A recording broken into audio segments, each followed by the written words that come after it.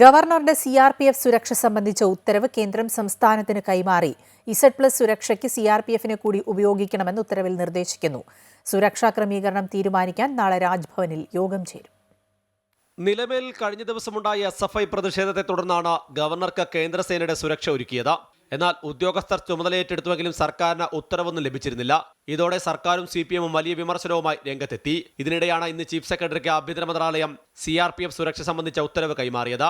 Z+ സുരക്ഷയ്ക്ക് CRPFനെ കൂടി ഉപയോഗിക്കണമെന്ന ഉത്തരവിൽ നിർദ്ദേശിക്കുന്നു. കേന്ദ്ര ആഭ്യന്തര മന്ത്രാലയത്തിന്റെ ഉത്തരവിന് പിന്നാലെ 30 CRPF ജവാന്മാരാണ് രാജ്ഭവനിലേക്ക് എത്തി ചുമതല ഏറ്റെടുത്തത്. സുരക്ഷാ ക്രമീകരണം സംബന്ധിച്ച് ചൊവ്വാഴ്ച രാജ്ഭവനിൽ അവലോകന യോഗം ചേരും. പോലീസ് ഉദ്യോഗസ്ഥർ, രാജ്ഭവൻ പ്രതിനിധികൾ, CRPF ഉദ്യോഗസ്ഥർ എന്നിവർ യോഗത്തിൽ പങ്കെടുക്കും. നിലവിൽ ഉത്തരവ് കൈമാറിയതോടെ സുരക്ഷാ ഉദ്യോഗസ്ഥർക്കുള്ള മറ്റു സംവിധാനങ്ങൾ സർക്കാർ ഉറപ്പാക്കേണ്ടി വരും. അതേസമയം ഗവർണർക്കുള്ള വ്യക്തിപരമായ സുരക്ഷയായിരിക്കും CRPF പ്രധാനമായും നിർവഹിക്കുക. രാജ്ഭവന്റെയും ഗവർണർ പങ്കെടുക്കുന്ന പരിപാടിയുടെയും സുരക്ഷ സംസ്ഥാന പോലീസിന്റെ പ്രത്യേക വിഭാഗത്തിന് തന്നെയായിരിക്കും.